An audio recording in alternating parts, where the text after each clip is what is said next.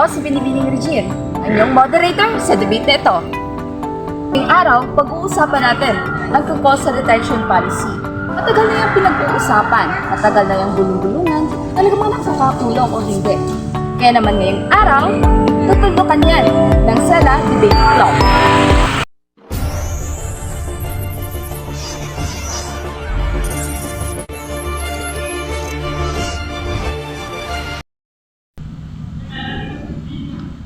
Simulan ang debate sa pagpapakilala ng dalawang panig. Positibong panig at ang negatibong panig. Sino kaya ang magwawagi? Sa debateng ito, kada kasapi ng bawat panig ay bibigyan ng 3 minuto upang ilahad ang kanilang mga puntos. At kailangan sa loob lamang ng 3 minuto ay mailahad na nila ang lahat o kabuuan ng kanilang mga puntos. At ngayon, meron tayong timer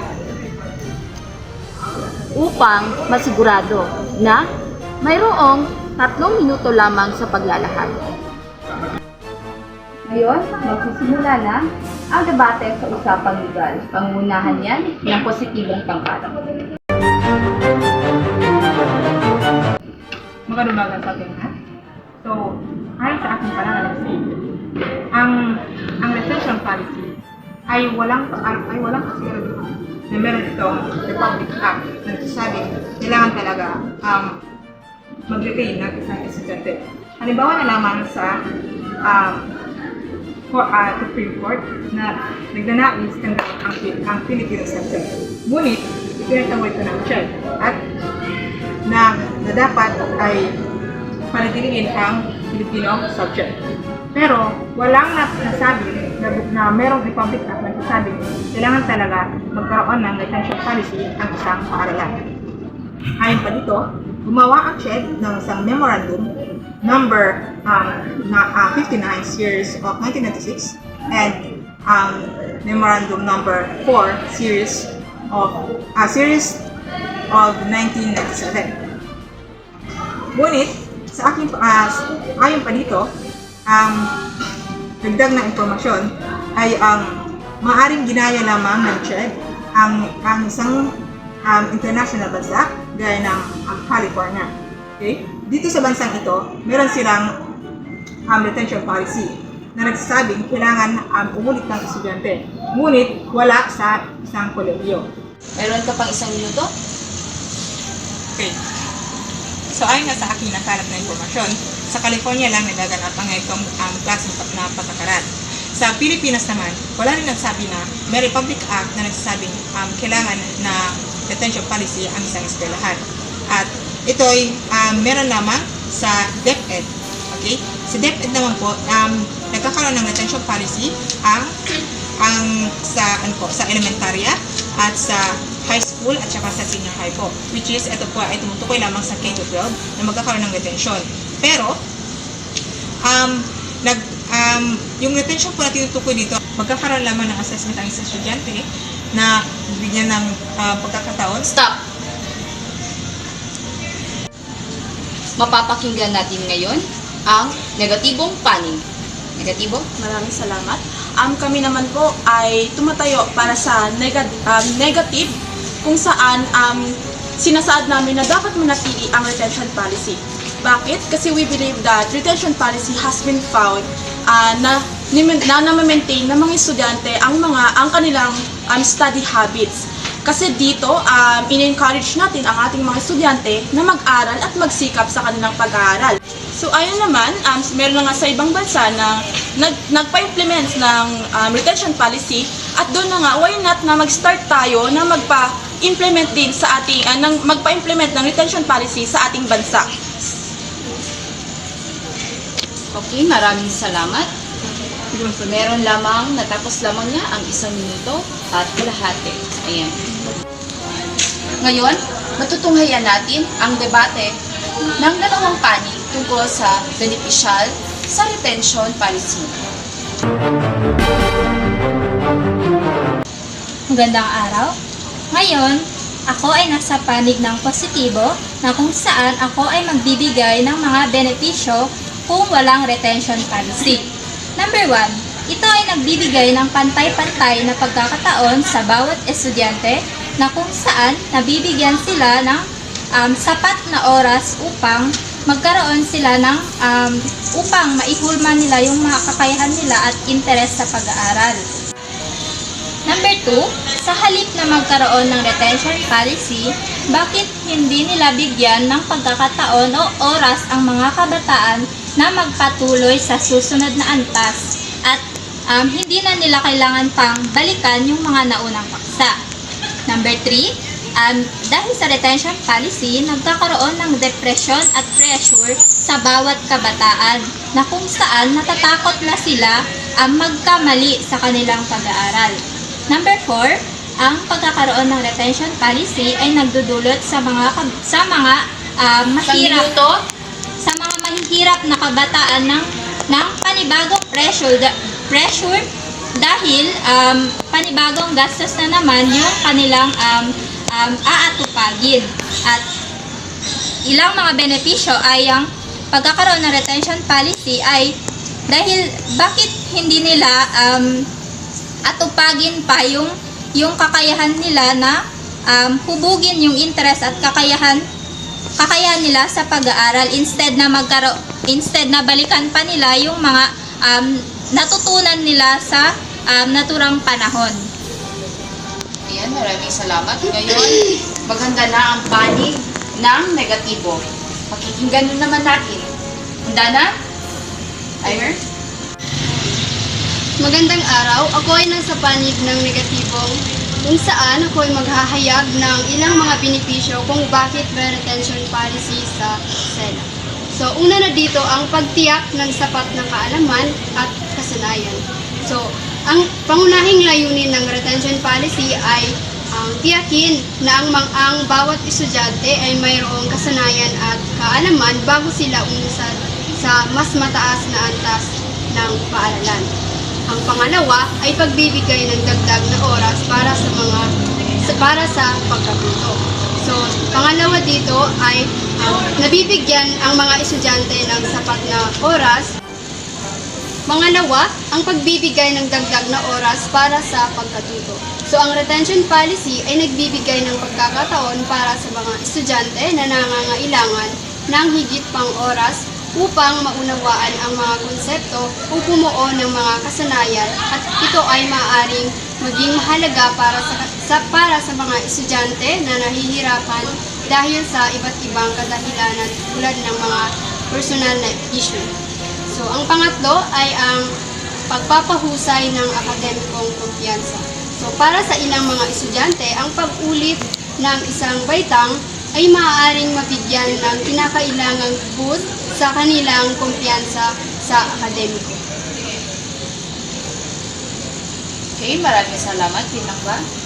Natapos niya ay 1 minuto at mahigit. So, ayan. Magsisimula na ang debate para sa praktikal. Ngayon, magsisimula ang positibo. Ang positibong panig ay bibigyan lamang ng 3 minuto upang maglahad ng mga puntos. Magandang araw, ang aming panig ay naniniwala na ang pagputol ng retention policy. Ang retention policy ay meron itong epekto sa mga mag-aaral. Ito ay emotional na stress. Ang pag-ulit ng mga estudyante sa parehong taon ay maaaring maging sanhi ng malubhang emotional na stress at maaaring maging sanhi ng kahihiyan at kawalan ng kumpiyansa. Ang pangalawa nito ay epekto sa social development. Ang mga estudyante na naiwan sa likod ay maaaring makaranas ng mga problema sa social development dahil sa pagkahiwalay sa kanilang mga kaibigan at mga kaklase na nagpapatuloy sa sunod na baitang. Ang tatlo nito ay naging negatibong epekto sa academic performance. Ang ilang mga mag-aaral ay nagpapakita na ang school retention ay hindi epektibo at May 1 minuto pa para magsalita. maaaring magdulot ng negatibong epekto sa academic performance ng mga estudyante sa mababang panahon. Pang-apat, ito ang cost effectively. Ang pagpanatili ng mga estudyante sa parehong taon ay nagdaragdag ng karagdagang gastos sa edukasyon. Ang mga pundo ng ginugugol sa mga retention ay maaaring gamitin para sa iba pang mga inisyado na nagbababuti sa kanila sa Okay? Ilang minutes? Natapos niya ang 1 minuto at higit.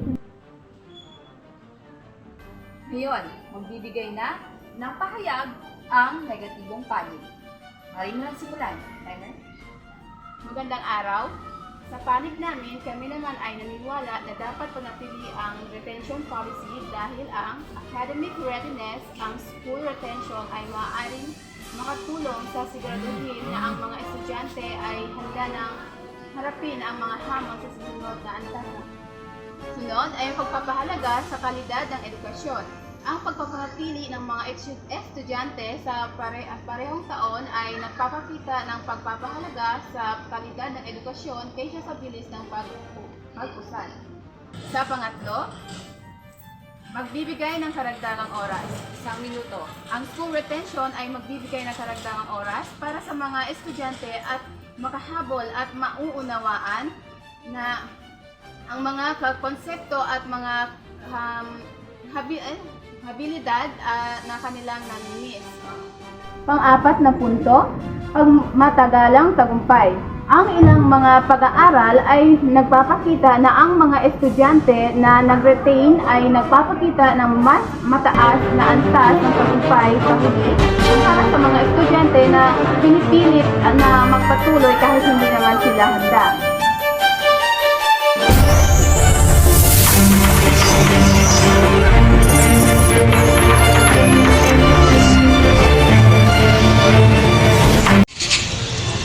Ngayon, magsisimula na ang debate tungkol sa interpelasyon. Dito na tayo ngayon sa gusto na kung saan magtatanong ang bawat panig ng kanilang mga katanungan tungkol sa napag-usapang debate. Ayan, so bawat panig, ito ang positibo, ito ang negatibo. Ang mauunang magtatanong ay ang kategorikal na legal. Okay, aking pong katanungan is, may patunay na po ba nagsasabi patungkol sa retention policy? Salamat sa inyong katanungan. Meron na pong retention policy sa ibang bansa na implement Po, na ang ito. ibig ko pong sabihin is dito po sa ating bansa po, sa Pilipinas po. May patunay po ba? May Republic Act po ba nagsasabi patungkol dito sa retention policy? Sa ngayon naman ay wala pa. Okay, maraming salamat. Ayan. Ngayon naman, ikaw na naman ang magtatanong ngayon sa positibo. Ang negatibo laban sa positibo. Mari na magsimula. Sa tanong niyo po kanina, sa sinaad niyo po kanina, nais ko pong itanong na bakit po hindi maaaring mag-implement ng retention policy sa ating bansa? Para sa amin, hindi po maaaring bigyan ng katuturan ang retention policy dahil wala naman po napapatunay na Republic Act patungkol dito. At hindi po ito maaaring gawin sa isang eskwelahan. Nasagot na ba? Wala nang iba pang katanungan? Wala na, maraming salamat. Beneficial, maghanda na. Okay? Ang unang magtatanong ngayon ay ang panig ng positibo.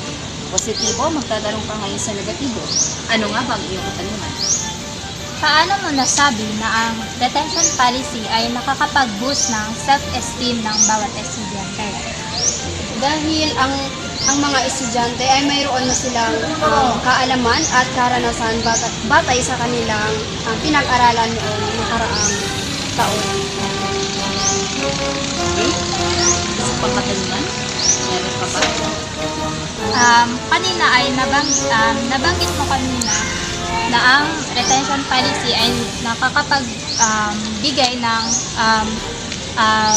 confidence sa mga mag-aaral. Hindi ba't nagbibigay ito ng pressure sa bawat estudyante?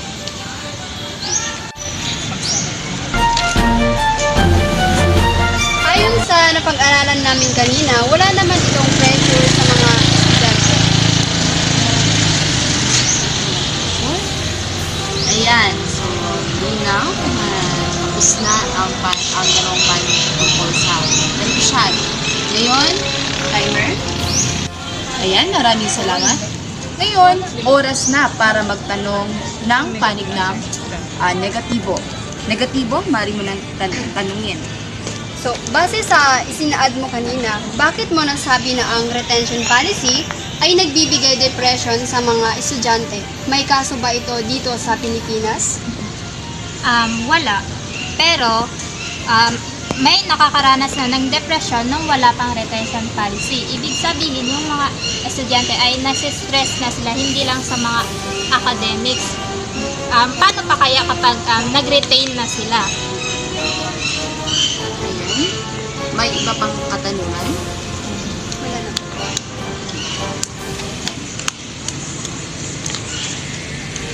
Yan, magsisimula na ang huling tapatan. Maaari nang magtanong ngayon ang positibong panig ukol sa praktikal na kategorya. Dito naman sa negatibo. Ayan. Base sa sinabi mo kanina, paano mo yan napapatunayan ngayon sa sinabi mo na may kalidad sa edukasyon? May pag-aaral ba yan? Sa katunayan, according dyan, marami naman mga pag-aaral na wala pang napatunayan. Panahon na upang masaksihan kung ano nga ba ang katanungan ng negatibong panig sa positibong panig. Ayan.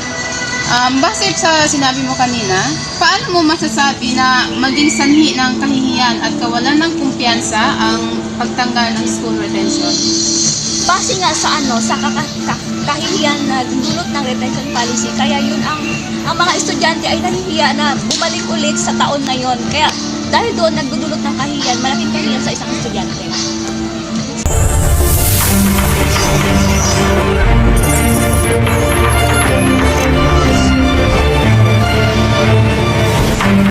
Ngayon po ako ay nagbabalik upang ibigay ang buod sa debating ito. So ang naging unang katanungan po ay, may patunay na po ba tungkol sa retention policy? Ang sagot ng kabilang panig ay wala. Sa pangalawa naman po, bakit di maaari magkaroon ng retention policy sa bansa? So ang naging po sagot ng kabilang panig ay wala. So magiging puntos po ay sa positibong panig pa rin.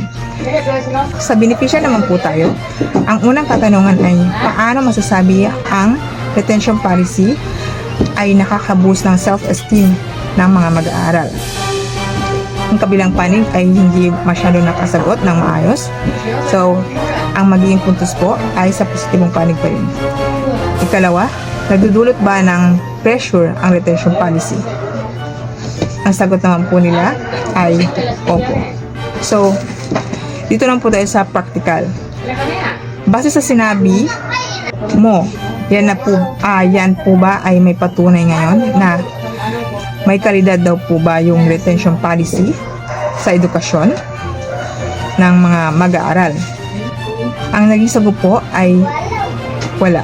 So, ang ikalawa naman po ay paano mo nasabi na mas mataas ang tagumpay ng mga mag-aaral sa kanilang edukasyon kung sila ay namumroblema sa pressure? Ang kabilang paring po ay walang naisagot. So, ang naging total score po ng positibong panig ay 5 puntos. Magandang araw po sa lahat. Kami po ang grupo na sumasang-ayon sa pagkakaroon ng retention policy, kung saan nakikita po namin naman na nagbibigay naman ito ng importansya sa estudyante at higit sa lahat sa ating sa paaralan. Dahil dito hinihikayat natin na i-ganyo o engage lalo ang mga estudyante na i-maintain ang kanilang study habit. Dito sa pamamagitan ng retention policy, nakikita natin ang kahalagaan ng isang estudyante kung saan nakikita natin dito kung saan na-maintain nila pa ba ang kanilang pag-aaral. Kung dito sa retention policy po ay hinikayat natin lalo ang mga estudyante na magsipag sa kanilang pag-aaral. Because po, we believe that through retention policy, it has been found to maintain the study habit of the students. So dito po, malalaman natin kung ano nga ba ang kakayahan ng isang estudyante, kung sapat ba ang kanilang kakayahan na manatili sa isang kurso at panatilihin maganda or good ang kanilang grado. So So, ayon naman sa ibang grupo, they ask na ang retention policy ay mas lalong nakaka-stress sa isang estudyante. But then, we see naman po na ang retention policy mas nagiging challenging yung mga estudyante kung saan mas nagsisikap sila. And then for us naman po, hindi naman po siya nagbibigay ng stress or etc. sa mga estudyante. Bagkus ito po ay i-challenge ang mga estudyante na magkaroon ng magandang outcome sa pag-aaral. Okay po, ayun po ang aming pananaw ng aking mga kagrupo at yun po ang aming gusto na magkaroon din ng retention policy.